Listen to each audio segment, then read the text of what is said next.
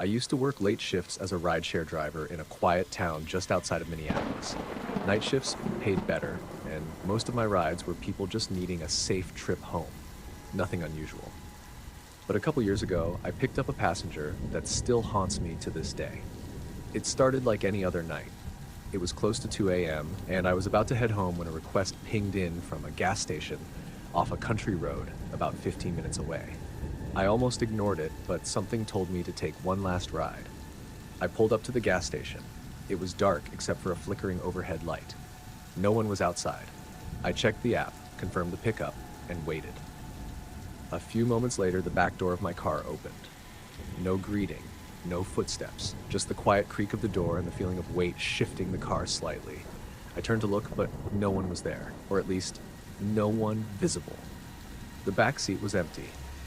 My eyes scanned the dark lot again. Nothing. I even leaned out of the car, thinking maybe someone opened the door and then changed their mind. But when I turned back, the door was shut, and the app updated. Passenger picked up. Proceed to destination. I sat there for a long second, wondering if my tired brain had glitched. Maybe it was a prank. Maybe someone was messing with me. I put the car in drive, thinking maybe it was a system error. As I pulled onto the road, my dashboard lights flickered. The temperature dropped fast. I mean, fast enough that I could see my breath in the car. That's when I started to feel it. The pressure. It felt like someone was sitting directly behind me, leaning forward, watching. Every hair on my neck stood up. I adjusted the mirror, but the back seat still looked empty. Yet I couldn't shake the feeling that something, was back there. I tried to play it off. I turned the music up slightly, tried talking out loud. "Hey, everything good back there?" No answer. But a few seconds later, the music turned itself off. My hands went clammy. I kept driving, thinking maybe I'd just drop the phantom passenger off and be done with it. But the route on the app wasn't leading to a house or an apartment. It was taking me deep into the woods, down a dirt road that looked like it hadn't been used in years. I stopped the car. "Nope," I whispered. "Not doing this." That's when the dome light turned on, by itself. There was nothing in the seat, nothing visible, but the pressure was there, like a silent breath pushing against my neck. I could feel it now, heavy, still, watching, and then I heard it, a whisper, not in my ears, inside my head. "Keep driving." I don't know how or why I listened. Maybe it was fear, maybe something else. I kept going, deeper into the trees, the dirt crunching under my tires, the limbs of the woods closing in on both sides. Finally, the GPS chimed. "You have arrived." I looked around. There was no house, no building, just trees and blackness. And then the back door opened. No footsteps, no goodbye, just the sound of the door slowly creaking and shutting. I sat there, frozen. I checked the mirror again. Nothing. The temperature returned to normal. The dome light clicked off. The pressure disappeared. I slammed the car in reverse and got the hell out of there. Drove until I was back in the city and parked under a streetlight just to feel normal again. Later, I checked the ride history. The trip was still listed. But the name of the passenger? Just 3 words, unknown. No profile. I haven't worked a night shift since, and I never take pickups from that gas station anymore. Man standing in my driveway every night in pure narration style. Man standing in my driveway every night. The man standing in my driveway every night. It started with my motion light. I live in a quiet suburb, not the kind of place where weird things happen. My house backs up to a wooded area, and my driveway curves slightly out of view from my bedroom window. Every few nights, I'd notice the motion sensor light come on around 2 or 3 in the morning. Usually, it was a raccoon or a stray cat. But then it started happening every night. Same time, same duration. The light would flick on, stay on for exactly 5 minutes, and then shut off. I didn't think much of it until I checked my security camera. The first time I watched the footage, I thought it was a prank. There was a man, tall, thin, wearing a hooded jacket, just standing there at the edge of my driveway, not moving, not looking at the camera, just standing. I figured it was a neighbor, maybe a drunk passerby, someone lost, but it kept happening every single night.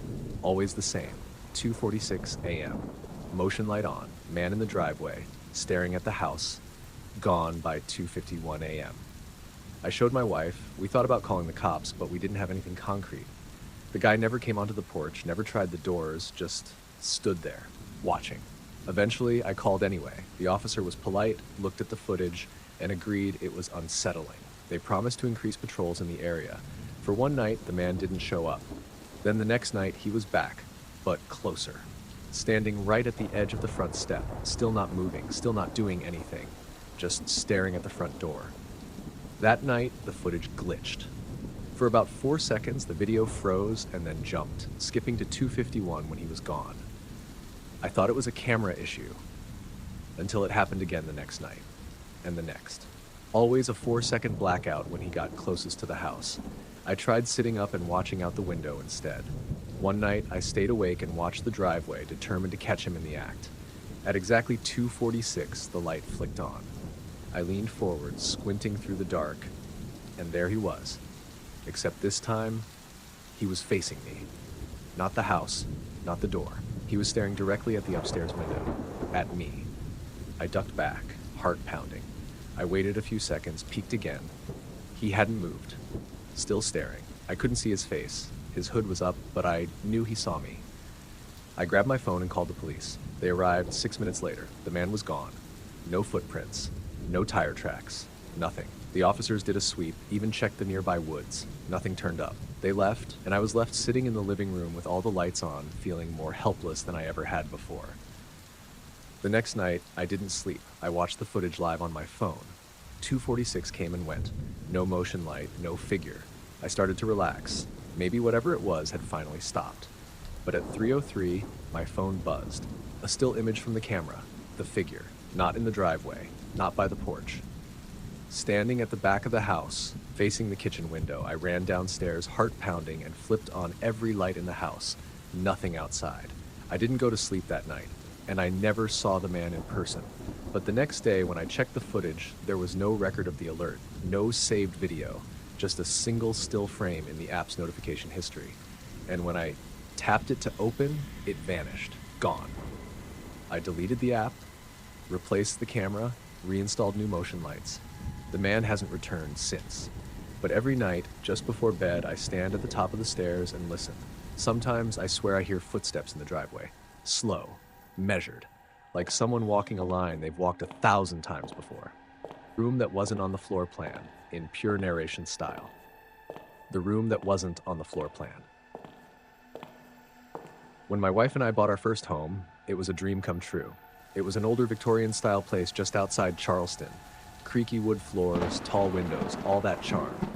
We got it at a great price too, and the only catch was it needed some cosmetic work. Nothing major. The real estate agent gave us the floor plan during the inspection, and I kept it on hand because I was planning to do some renovations, open up a wall, maybe add a reading nook. I studied it for hours. 2 floors, 3 bedrooms, 2 bathrooms, and a small attic. So when I knocked through the wall in what was supposed to be a shallow linen closet upstairs, I wasn't expecting to find a hallway. Not pipes, not old beams. An actual narrow hallway behind the wall. It ran about 12 feet, low ceiling, dusty, no lighting. I had to crouch a little to see the end of it. My first thought was that maybe it was part of the old architecture, maybe a crawl space or servant's passage that had been sealed off over the decades. But at the end of that hallway was a door.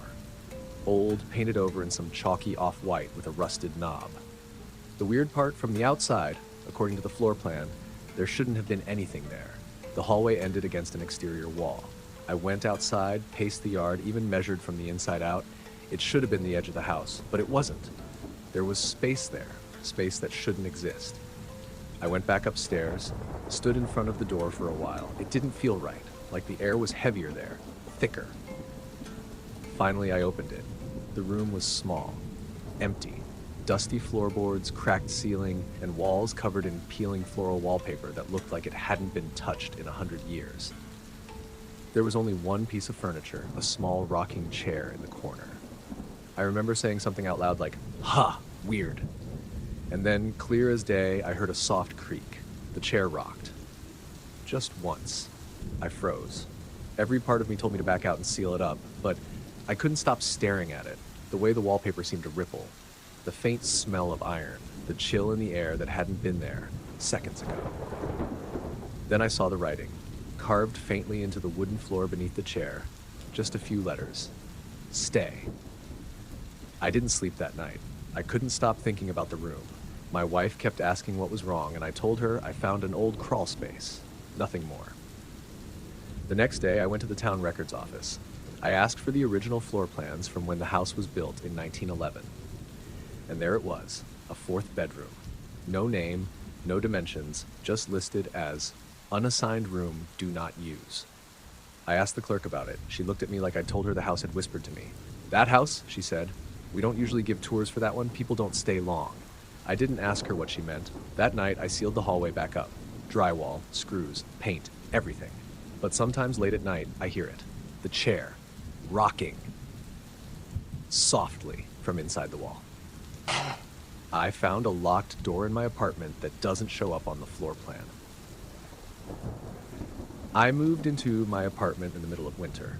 The place seemed perfect. Cheap rent, good location, quiet neighbors. I wasn't expecting anything strange, but then I noticed something off the first night I stayed there.